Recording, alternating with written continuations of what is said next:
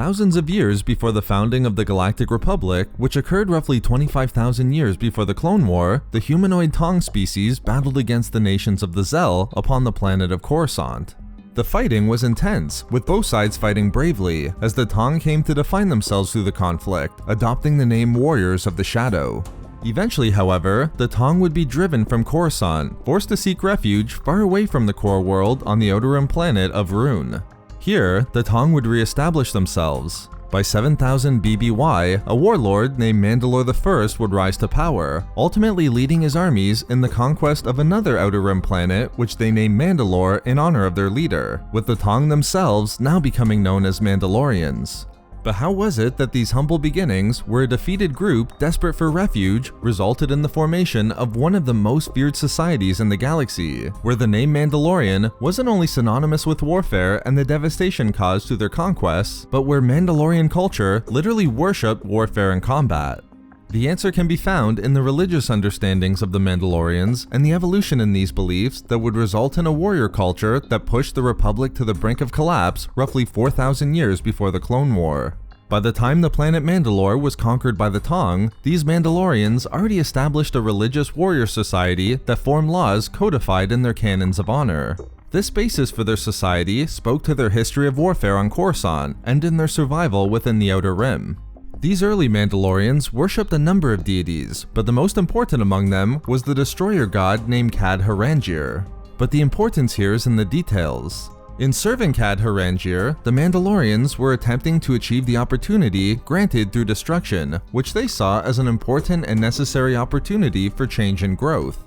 Idleness and stagnation was seen as a destroyer of individuals and societies, and these traits were represented in the sloth god known as Arasam. For the Mandalorians, when they engaged in combat, they were performing tests and trials that promoted growth in service to their god Cad Harangir, and defied the temptations of Arasam that threatened to drag Mandalorian society down. Therefore, for these early Mandalorians, who lived roughly 7,000 to 4,000 years before the Clone War, it wasn't the act of warfare that was worshipped. Combat was only a means to an end, a trial that ensured the growth of Mandalorian society, and a test for every Mandalorian to reject the trappings of idle consumption. This certainly isn't to say that warfare wasn't a product of these religious beliefs. The Mandalorians of these early millennia conquered many planets, with the resulting extinction of the populations of both the planets Fennel and Talon. But many other worlds were also spared and brought into Mandalorian society peacefully, such as Concord Dawn, Shogun, and Ordo, demonstrating that in this era, the Mandalorians worshipped the trials demanded by their destroyer god in achieving change and growth, and not the act of war itself. But all of this changed roughly 4,000 years before the Clone War, when the Mandalorians would undergo a profound and significant reformation to their religious beliefs, turning Mandalorian society into one truly defined by a worship of warfare and combat itself. The old gods that formed the basis of Mandalore's religious warrior society were replaced, as war itself was elevated to the pinnacle of their belief system. This change was ushered in through the leader of the Mandalorians named Mandalore the Indomitable. While traveling upon the planet of Shogun, Mandalore the Indomitable received a vision that served as a catalyst for the monumental changes to Mandalorian religious understandings. Although we don't know exactly what this revelation was, we do know its outcome. In Mandalorian society, warfare was revered, and the very act of waging war and engaging in combat was divine. Unlike previous millennia, war wasn't merely a trial in which to promote growth and prevent stagnation. It was now godly in and of itself. This new religious order had enormous consequences for the galaxy. While the Mandalorians of previous millennia refrained from invading the Republic's central systems, their new beliefs quickly saw them push into Republic territory.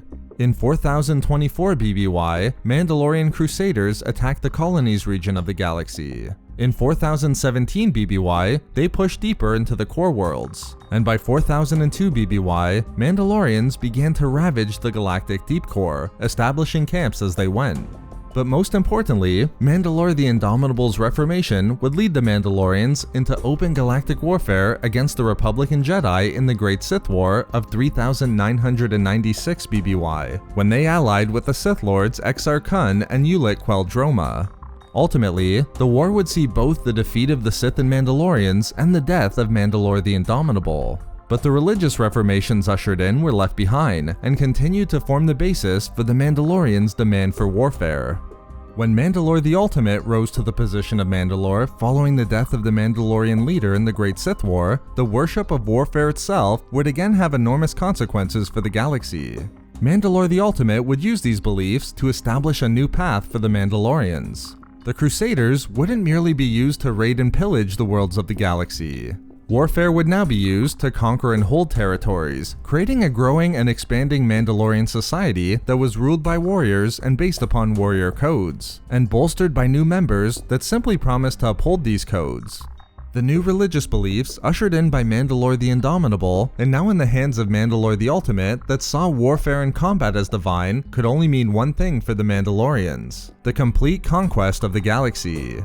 Mandalore the Ultimate would eventually lead his Mandalorians in the Mandalorian Wars against the Republican Jedi in 3976 BBY, as this was the true expression of their religious doctrine that worshipped the very act of warfare itself. So there we have it, why the Mandalorians worshipped warfare. We love making these videos, so why not subscribe for more fun Star Wars theories and discussions. Also, if you enjoyed the video, think about giving a like or leaving a comment. Or perhaps follow us on Twitter at SW Reading Club for updates regarding the channel. Or support the channel through Patreon for access to exclusive rewards and discussions. If not for me...